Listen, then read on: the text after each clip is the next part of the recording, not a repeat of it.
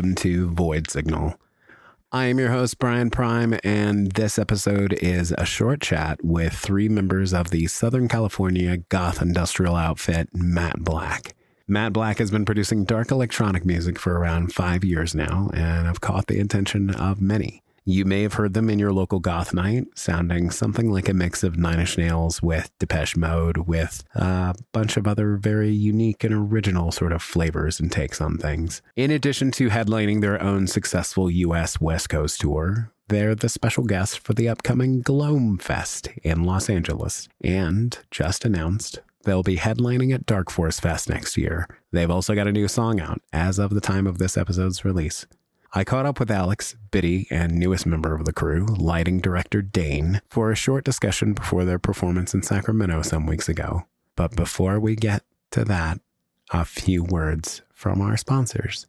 Blvck Fest is coming, baby. The West Coast is going to get lit up when the Royal Ritual, The Awakening, Dark Cheese May, Aeon Sable, The Cemetery Girls, and the whole Blvck lineup rolls through LA, San Francisco, Portland, and Vancouver next month. Get your tickets now and come see me at the LA and San Francisco dates. Say hello, do a short interview, see a fantastic lineup. It'll be rad. Get your tickets now by visiting glomfest.com for more information. That's Glom, Glom, fest.com. I know I've told you this before, but I just want to say it again. Void Signal is ad-free and powered by people. You can help support independent media via the Void Signal Project by visiting voidsignal.net or patreon.com/voidsignal. This humble little radio show, my attempt to make something that matters to someone, is made possible thanks to listeners like you. Void Signal is nothing without hearts and minds to hear it. So thank you so much for tuning in. Okay, our time is at an end. Enjoy this discussion with Matt Blvck, and we'll talk again next week. In the meantime, do me a favor. Stay safe and stay loud. Welcome to Void Signal. I'm your host, Brian Prime. I'm here with Matt Blvck, Alex, Biddy, and Dane. It's good to see you. I'm very excited for the show tonight. I've been a fan of the band for a long time. Oh, wow. This is like my first chance to see you guys. I've known this guy a little bit longer. Oh, yeah? Yeah. Julian K. Yeah. Wow. Ran into him at Julian K show in like 2016 Nice. or something. I was like, that guy's cool for whatever reason. Wait, wasn't it dragging a piece of toilet paper on the boot? Yeah. Yeah, Going out of the bathroom. Yeah. I was like, you don't want to go on stage like that. But, you know, kept in the circle, and congratulations on all your success. Thank you. How is the tour going so far? It's been very consistent. It's the first time that we're a bit at ease. Mm. You know, we've had really big crowds so far, and you know, we heard from the people here that the sales are going really well here too.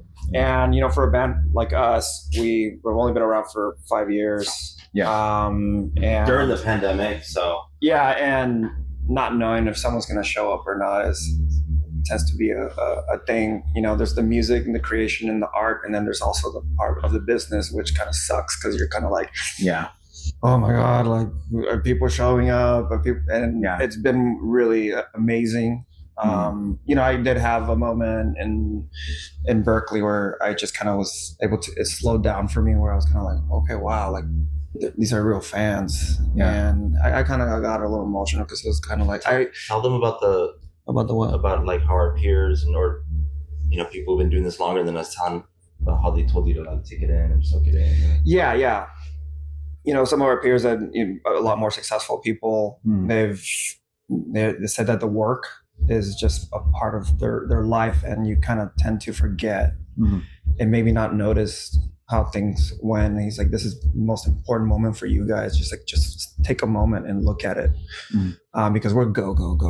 Yeah, go. Oh my God. Like 100 miles an hour. how much merch is we've become a merch company apparently now. We sell shirts.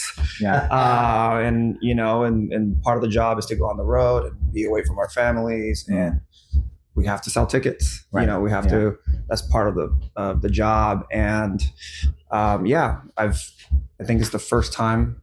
I've always had fun in our tours, but we've been very strategic with not overextending ourselves. Yeah. which is why we've never played in Sacramento. Mm-hmm. You know, we're kind of like testing the waters. Okay, well, let's do LA. Oh, we did okay in LA. Okay, well, We did San let's go Francisco last year, let's try San Francisco. but okay. we would never try to do like Sacramento, San Francisco. Yeah, we just don't know, because we might be completely broke by the end of it, because Sure. we probably shouldn't be touring if we don't have the fan base. Yeah. But man, I'm just excited about the way things are going right now, and I think we're all in a really good place. I mean, Dane, he's been with us. He's our LD. He's the visual aspect of the band, which is a very important thing, and we need to make sure that he can eat. Yeah. you know, absolutely. like we play in a band, and all that, and you know, it's very hard to kind of do what we do. But yeah, I'm just very excited right now where we are as far as the career is.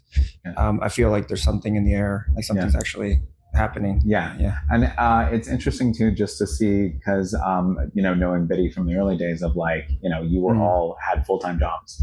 Yeah. So it was like busy people trying to make the dream work. Yeah. And there's a lot of quality that goes into like the Matt Black brand. Like the merch is great, logos are great, everything always looks really clean and slick, and hats off, wonderful job.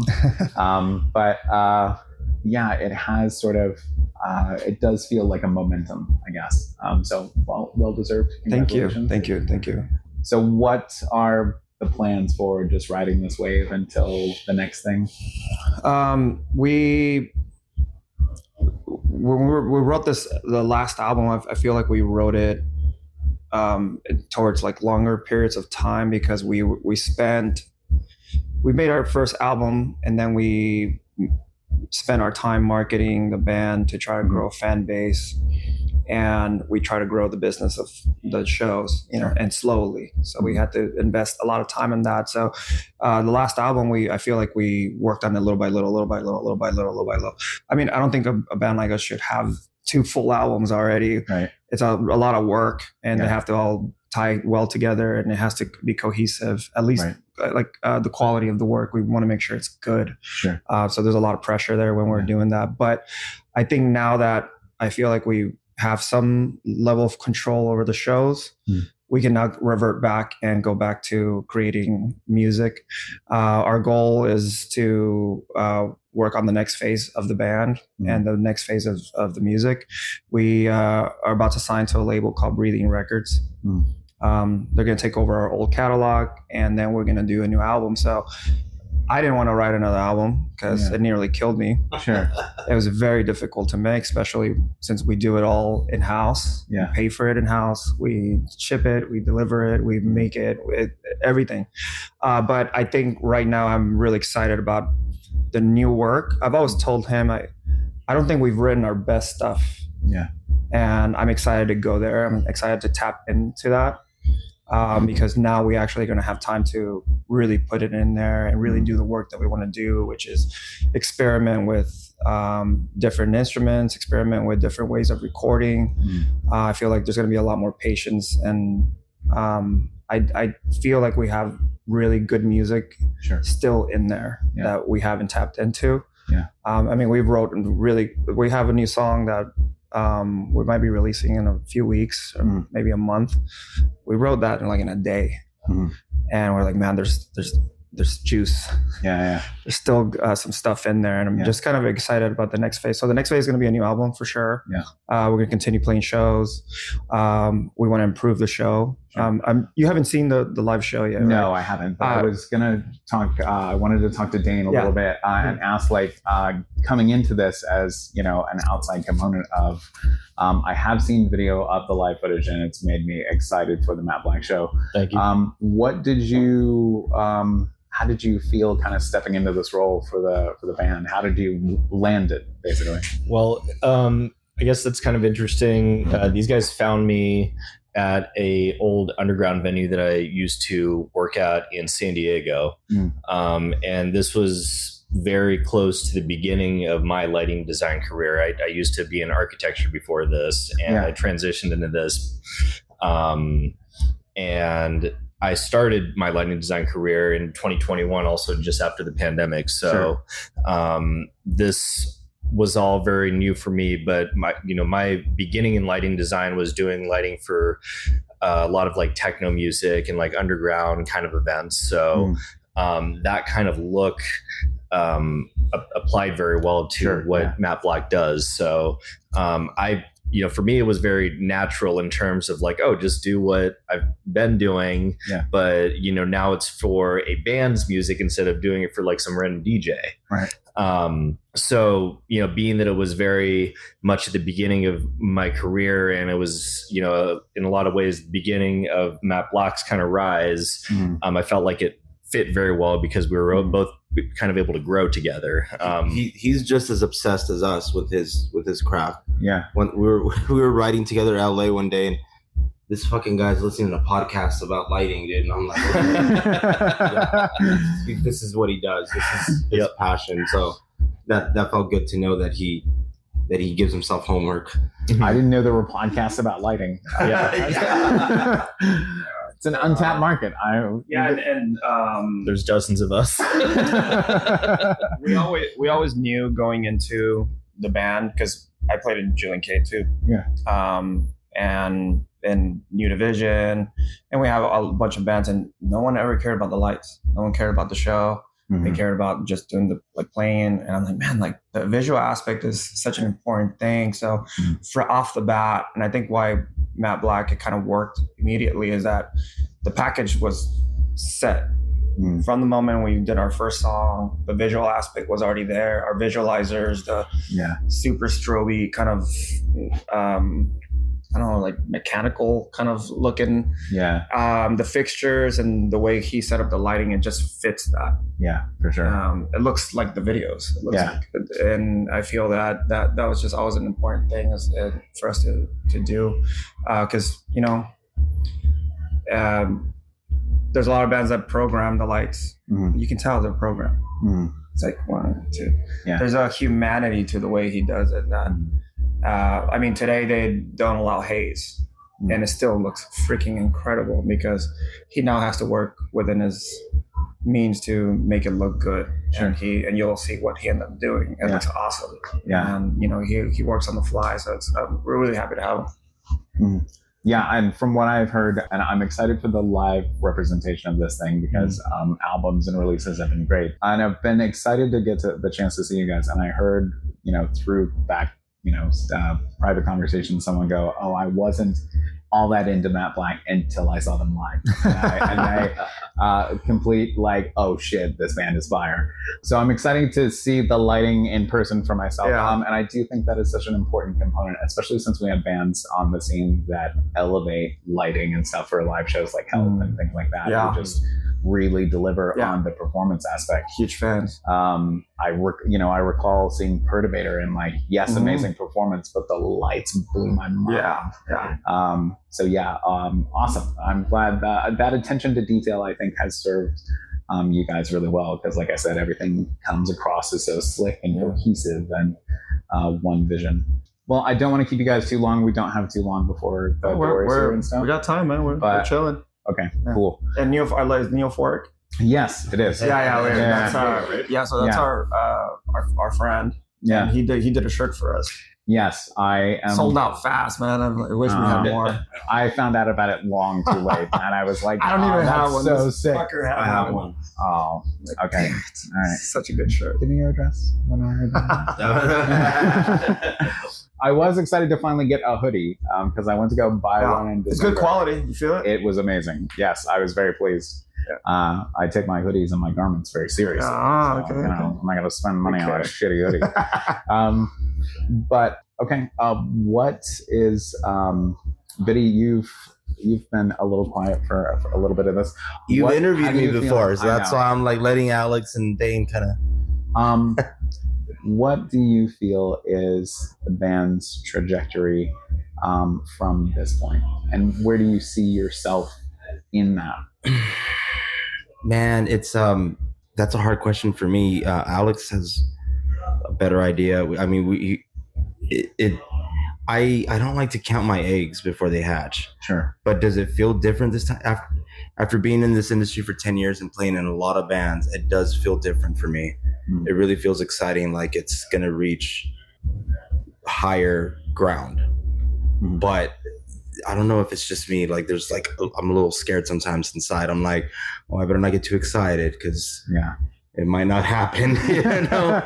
But it does. I feel it in my bones more, like, and more because it's our music.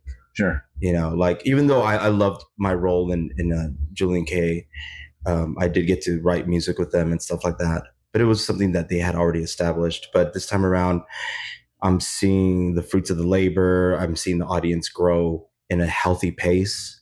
I'm looking at how it's gonna end up being something very special.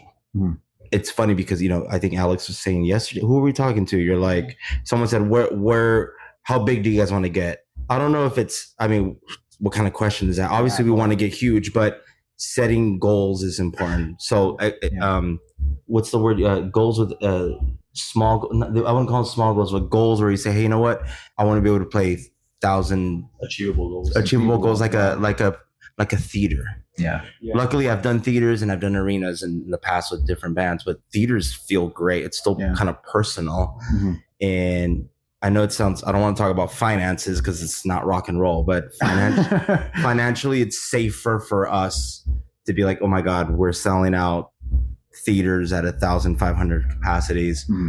I can sleep better at night knowing that I'm not going to be broke all the time. Right. Yeah, absolutely. But I mean, taking all that out of the picture, to me, it's about building a legacy and building a catalog. Yeah. I saw this great interview of Robert Rodriguez, and he said nothing beats having a body of work. He's like, you never know which one's going to be the one. He's like, I've built so many movies and I didn't know which one was going to be the one, but I consistently did it. And I made a brand and a name for myself. And the next thing you know, one of my movies was huge. So I think if we continue to deliver great music, a great brand, a great live show, that it's going to be undeniable, that our fan base is going to grow even more, and that this could be something really, really special. Yeah, agree. Quick change of shift of gears. You are Latinos living in Southern California. How does the current state of the world reflect on Matt Black, if at all? I'll tap into that a little bit. I'm terrified, you know, to be quite honest. My dad, when he was 16 years old, came here illegally and risked his life. Essentially left his family in Mexico to come here as a 16-year-old, 17-year-old, because that's how young he was, in 85, to work at Pizza Hut, you know, and all that he's ever wanted to do is work so he could take care of me. Right. Had he not done that, we wouldn't be talking right now. Who knows what my fate would have been. How ICE is conducting the raids and all that, I think it's awful. I certainly understand that the law is a law, but, you know, at least when my dad, he did get caught eventually, but there was due process. He had a court hearing. He had family members write letters for him. It wasn't like, here, you're a kid, yeah, you too. Oh, you know, picking is crazy. It's terrifying. And yeah, we're Latinos, and it hurts us, man, because we love our people, we love our culture, we love our food, we love our farmers, who I'm just not sure how things are going to change. But yeah, I'm genuinely terrified for a lot of people, because I know a lot of people that are going to be affected by that, especially since we're from Calexico, in a bordered city. Yeah. It's wild times, man. The way I look at it is like 3 more years, and, you know, hopefully everything. So I'm just trying to, you know, stay calm as possible, and, you know, hope for the best. But yeah, sure. And I mean, it is sort of the downside of it, right? Is that, like, you know, I also find myself at a good point in my career and highlight in my life, but it is backdropped by this very grim situation we find ourselves in. Absolutely. Yeah. Okay, I will go ahead and hit you with the last question of the show. Of course. Put this to each of you. What is something that you've been enjoying recently? And your answer can be anything: book, movie, TV show, your dog. Just what's got you jazzed when you get up? Right now, I've been enjoying. I've been making a lot of techno music. Yeah. Like 125, 130, and just kind of learning the process of that, of how like those producers kind of work. Mm-hmm. That's been getting me excited. And right now I do own 3 businesses. Matt Black would be one of them, but I also have my personal business, and I'm just love kind of, I've become acclimated with a stressful environment of being self-employed. But I'm starting to kind of like, almost like I feel like I've cracked the code. Like, okay, this is what you do, this is how you do it, and this is how you get it done. And I'm just kind of been loving that process right now in my life. I feel like something switched in my brain where I'm able to kind of move things around.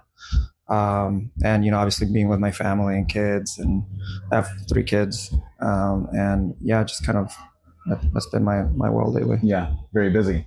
Yeah. What about you, Betty? Oh, it's actually been an interesting year for me. I'm actually sober and clean now. I've been sober for about 6 months. This is a non-alcoholic drink, by the way. You're like, no, you're not. Yeah, I've just been working on myself, my mental health. And the thing is, I just I didn't want to be a wasted talent, because I'm really exploring a lot of my skills right now. And, the drinking and the drug use was really, really bad. But I'm really enjoying sobriety and being clean, and rewiring my brain, rewiring my lifestyle. That's been a huge thing in the last 6 months. And I think the best of me is yet to come. I think I think I was just doing enough. Yeah. Like, I'm good. Like, I have talent, Sure. But I think that now a lot more focused me is going to reach new grounds, new heights. And I'm really excited to see that. Yeah, good for you. And for those at home who can't see, but he looks great. So yeah, doing well. Dane, what about you? I'd say the biggest thing I've been excited about lately is I recently transitioned our light show and just my own lighting education into a new kind of pro level lighting control system called Graname, which is what any kind of large scale show uses these days, or most of them do. Yeah. So, for the longest time I've been running lights for Matt Black and for, everyone else with kind of like an entry level, mid-level lighting control software. So this kind of gives us a lot more things that I can do with the lights, so you can scale it up to much bigger lighting productions. Sure. I've just been getting excited about kind of wrapping my head around that. And this is the first tour with Matt Black that we've kind of broken that out on. Yeah. So dedication to your craft. A lot of new things. Yeah. This one. And my manager, Sadie. Hi, Sadie. What have you been enjoying recently? Oh man, I get to answer this question. Yeah. I don't know. Okay, so I have recently. I don't love the sun. I don't like being hot. I don't do the outside. But I have been enjoying doing things once a week on the weekends, on my time off. For me, things I enjoy, because we don't get the time back. Like you have 3 businesses. I'm sure you enjoy doing all the little things, the stress even, because you're addicted to it. Yeah. The children and all their screaming heads off.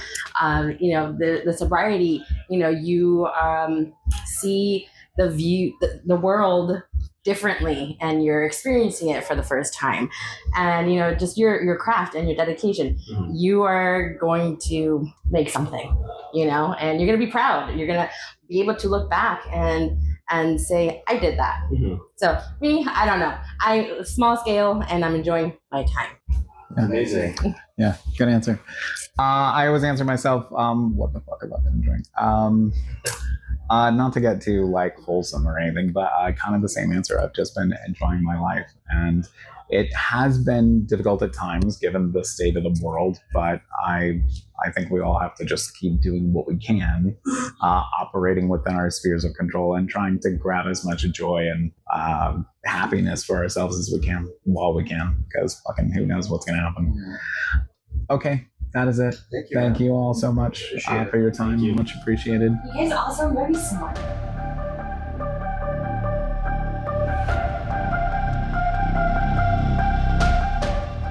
Void Signal intro remix for this episode by Mobius. Visit processor2.bandcamp.com for more Processor, and visit Mobius Music, MOBIIUS music.bandcamp.com for more Mobius.